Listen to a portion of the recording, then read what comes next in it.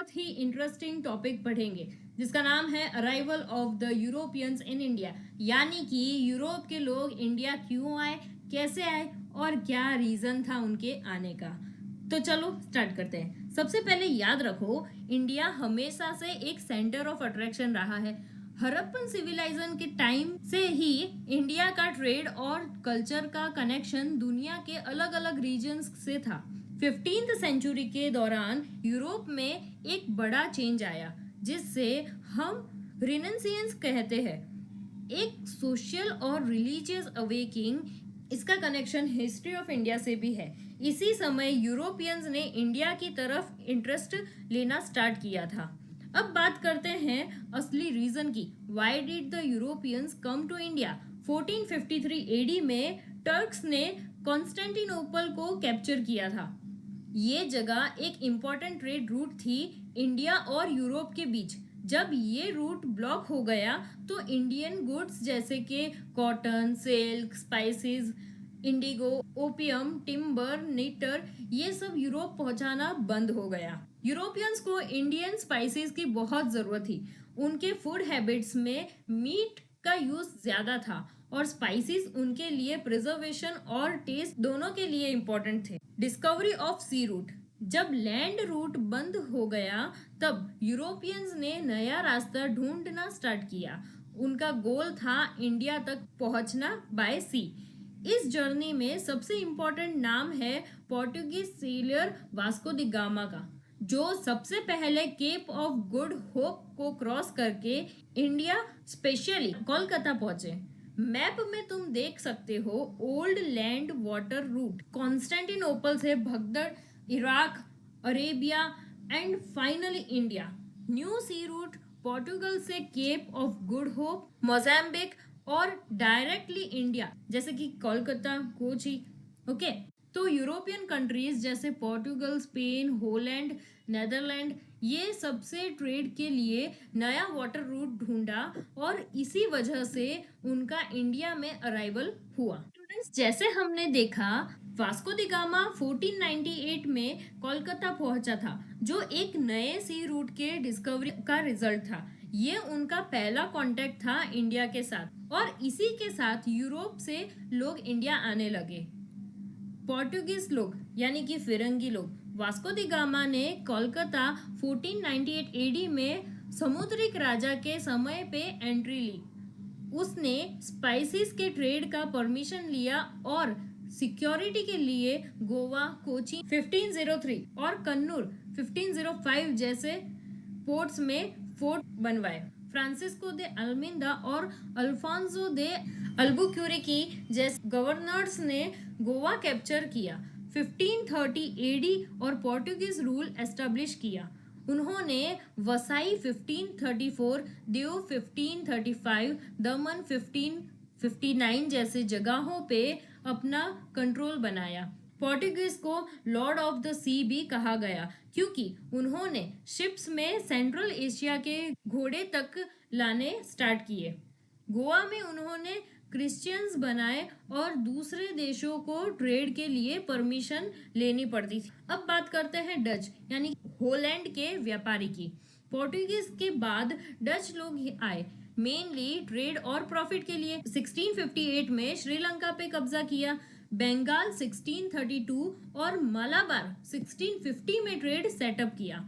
गोलकोंडा के राजा से परमिशन लिया और मसूलीपट्टनम, जिसे हम मछलीपट्टनम भी कहते हैं। डच के बाद दानिश लोग आए जो डेनमार्क से थे। सिरमपुर बंगाल में एक फोर्ट बनाया जिसे कोठी कहा गया, तो मसूलीपट्टनम में बेस बनाया। लेकिन 1650 के बाद डच और ब्रिटिश के बीच वॉर्स होने लगे जिसमें डच हारे और उनका मोनोपोली इंडिया में खत्म हो गया। अब बात करते हैं डानिश पीपल्स की, जो डेनमार्क वाले होते हैं लेकिन ट्रेड में सक्सेसफुल नहीं हो पाए। फोर्थ जो है ब्रिटिश लोग, ईस्ट इंडिया कंपनी जिसे हम कहते हैं।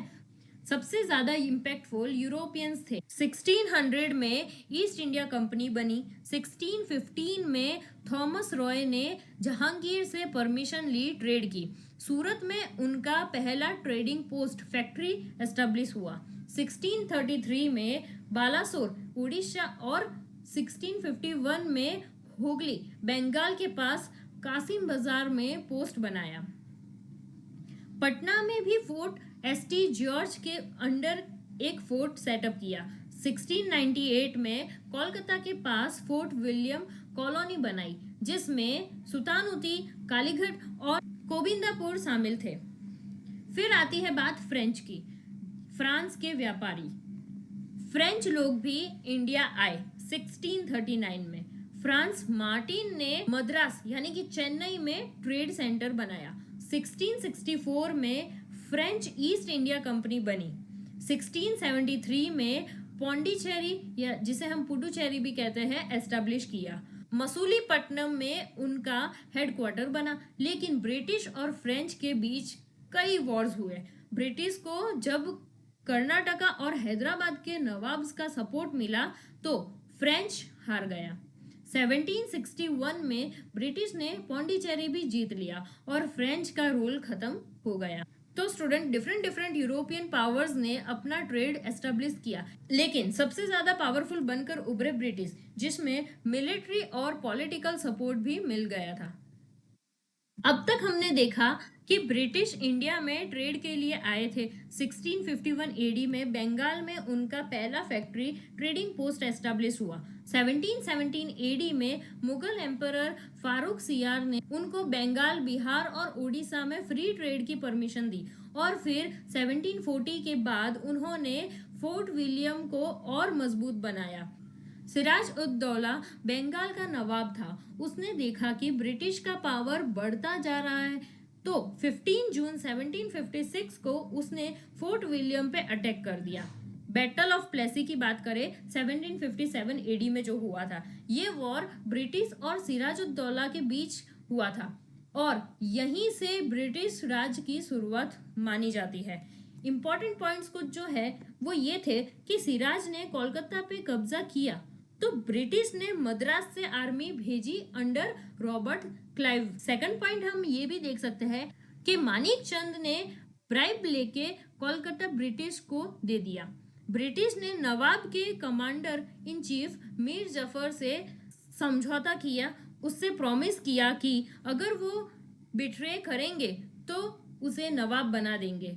नवाब की आर्मी में जगत सेठ, राय दुर्लभ और ओमीचंद जैसे बड़े लीडर्स भी ब्रिटिश के साइड गए। 23 जून 1757 को प्लेसी के पास बैटल हुआ। सिराज की आर्मी मीर जफर के बिट्रेयल के कारण हारी। सिराज उद दौला को पकड़कर मार दिया गया। मीर जफर नवाब बना और बंगाल का कंट्रोल ब्रिटिश के पास आ गया। प्लेसी का ओरिजिनल नाम था पलाश। यहाँ पलाश खाखोरा के पेड़ होते थे जिनके फूल से रंग बनाकर होली में यूज किया जाता था। फिर है बैटल ऑफ बक्सर जो 1764 एडी में हुआ।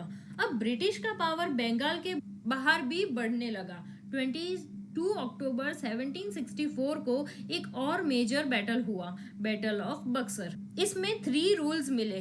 मीर कासिम जो नवाब ऑफ बंगाल थे, सौजाउद्दौला जो नवाब ऑफ अवध थे और शाह आलम II जो मुगल एम्परर थे। इनके पास 50,000 सोल्जर्स थे। ब्रिटिश के पास सिर्फ 7,072 सोल्जर्स थे, लेकिन उन्होंने मेजर मुनरो के लीडरशिप में जीत हासिल की। इस जीत के बाद बंगाल, बिहार, उड़ीसा का civil right legal authority British के पास आ गया। नवाब के पास सिर्फ नाम का एडमिनिस्ट्रेटिव कंट्रोल रहा। ऐसे ही डुअल सिस्टम, द्विमुखी शासन कहते हैं।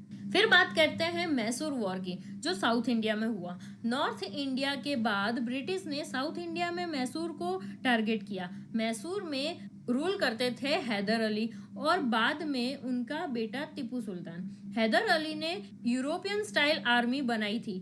4 मैसूर वॉर्स हुए 1767 से लेके 69 तक, 1780 से लेके 84 तक, 1790 से लेके 92 तक और 1799 में वॉर हुए।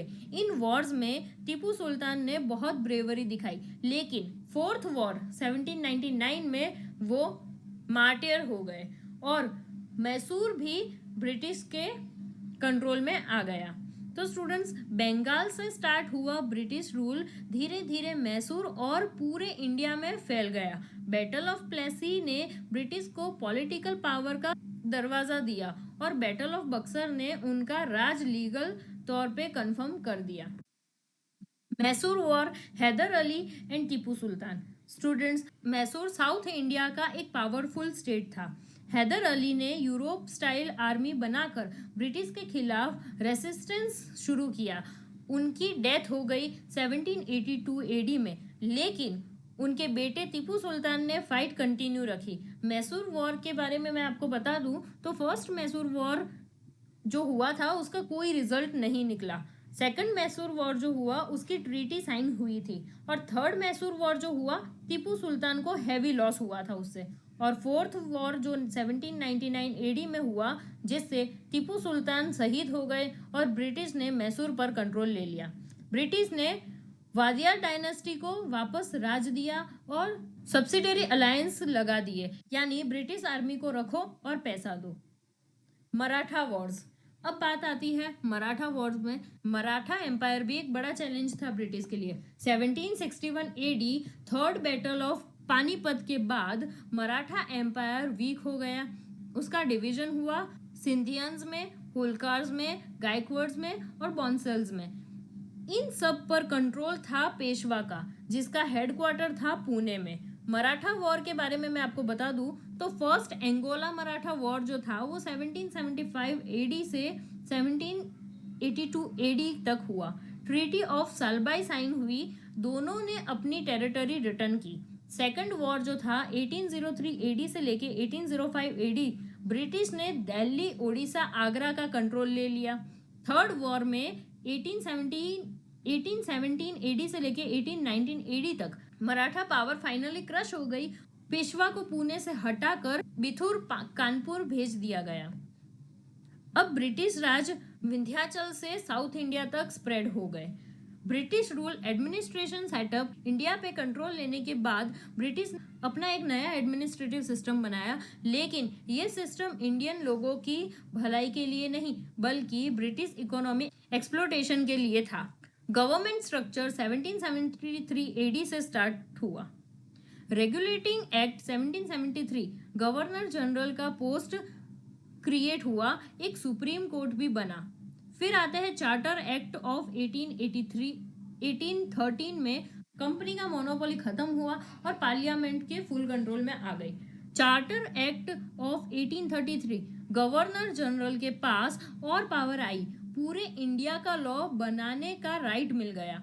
चार्टर एक्ट ऑफ 1853, काउंसिल में लीगल एक्सपर्ट ऐड किए गए। ईस्ट इंडिया कंपनी का पावर ऑलमोस्ट खत्म हो गया। सिविल सर्विसेज कॉर्नवेल्स रिफॉर्म, लॉर्ड कॉर्नवेल्स ने सिविल सर्विसेज लॉन्च किए। उन्होंने एंटी करप्शन रिफॉर्म लाए, एम्प्लॉयज को सैलरी बेस्ड सिस्टम दिया, ट्रेड और जुडिशियल वर्क को अलग किया, कलेक्टर को एडमिनिस्ट्रेटिव रेवेन्यू और जुडिशरी पावर मिला।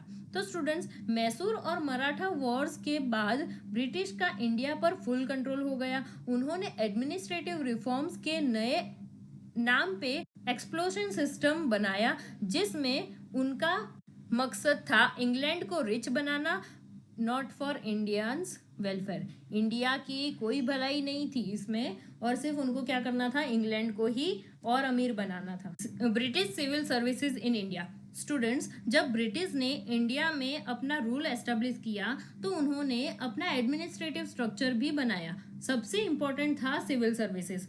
फोर्ट विलियम कॉलेज, कोलकाता, यहाँ ब्रिटिश ऑफिसर की ट्रेनिंग होती थी। 1853 एडी के चार्टर एक्ट के बाद सिविल सर्विसेज के लिए कॉम्पिटिटिव एग्जाम शुरू हुए।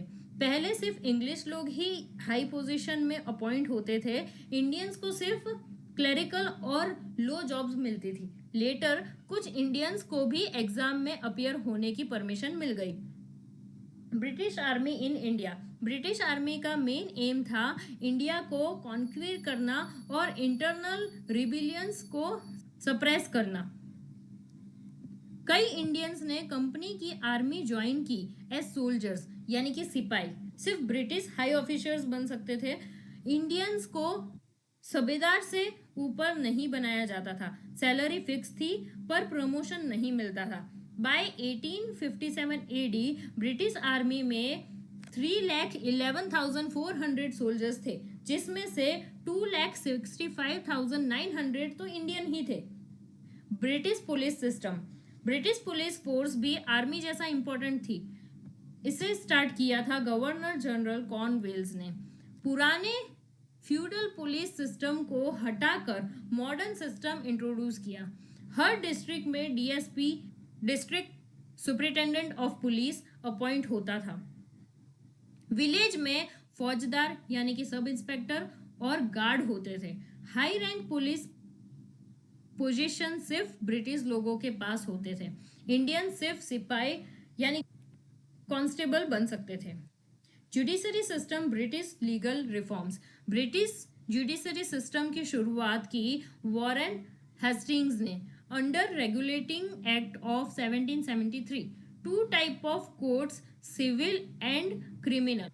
1793 AD में कॉर्नवेल्स ने जुडिशियल रिफॉर्म्स किए।